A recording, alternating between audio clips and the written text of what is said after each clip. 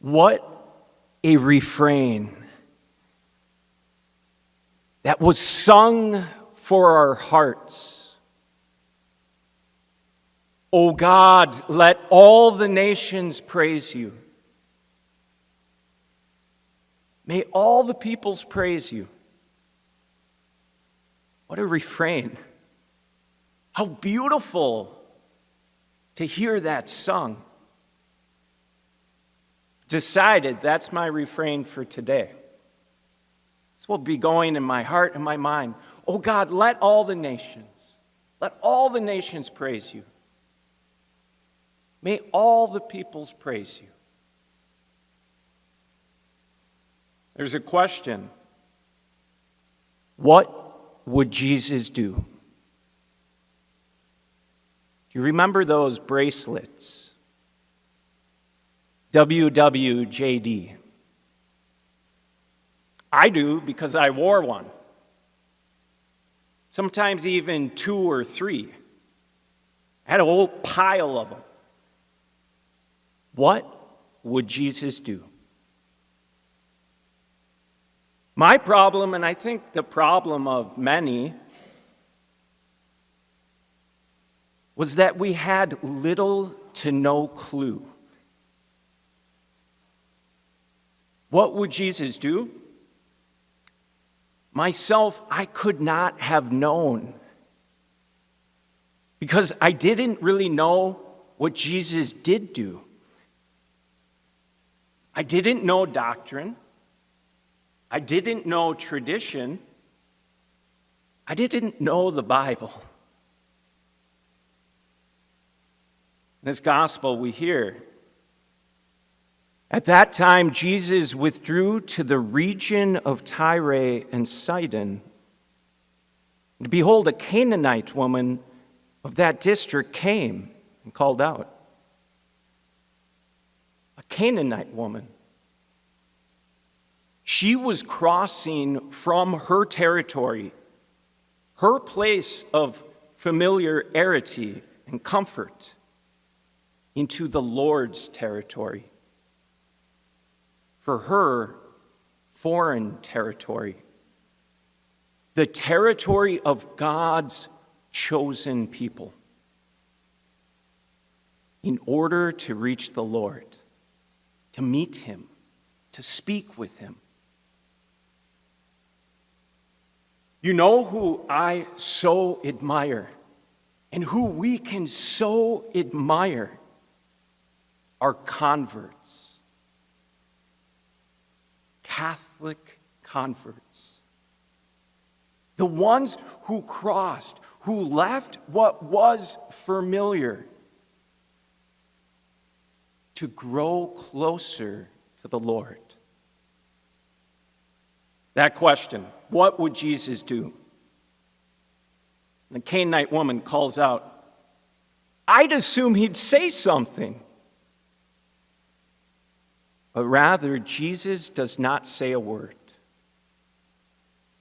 That's interesting. And then she persisted, she persevered. Now what would Jesus do? Perhaps our Lord would say, oh, I'm sorry, I must apologize. I didn't hear you. No, to this woman, the Canaanite woman, this foreigner, Jesus says, it is not right to take the food of the children and throw it to the dogs. You see, Jesus makes distinctions, sharp and clear. And this is so important for us to see how our Lord interacts, especially these days. Because when it comes to different religions, when it comes to different Christian denominations, especially in this time, perhaps in good intention to avoid hurting feelings or offending, how often, this is what I want to say. Well, this religion and that religion aren't all that different. Both believe in God. Well, this Christian denomination and that, they're pretty much the same. Both believe in Jesus and follow him. What would Jesus do? What did Jesus actually do? He made distinction sharp and clear, even at the risk of offense. And I so applaud this Canaanite woman's cool and measure. Because making this kind of distinction, the way in which, our Lord interacts, I tell you, that can cause reaction, anger, and confusion. I say that because I know from personal experience. When I was 21, living in Duluth, after my third year of college, I was offended by a Catholic. Now, I was born and raised Catholic. I'm not a convert. But during my freshman year at UMD, I never once went to church. My sophomore year, I studied abroad. I got involved in a non-Catholic, non-denominational church.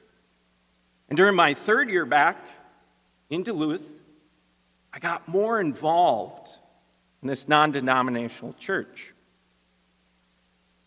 But come to summer before my fourth year of college, I had met and began hanging out with this young Catholic lady, Ashley. And after taking her to what had become my church, one day she said, "Would you come to Sunday Mass with me?" I thought, of course. I love Jesus. I'll come to Sunday Mass. She then said, "But during Holy Communion, you shouldn't receive because you are not a practicing Catholic."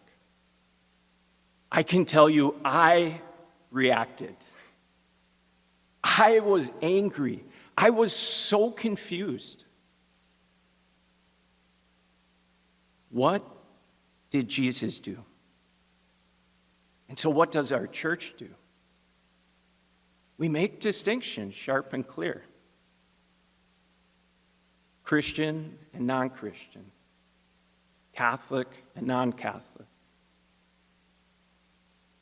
What I didn't realize, but in the state of grace and in the state of mortal sin. As a priest, as a Catholic, I'll tell you, it's one of the least enjoyable things that I can do.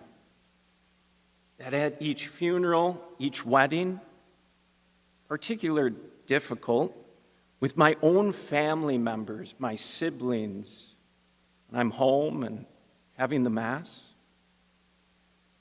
to remind that Holy Communion, this sacrament is reserved for those who choose to be in full communion with Christ and his church and are in the state of grace. I'd say one final word. Catholic, in fact, means universal, meaning no one is excluded.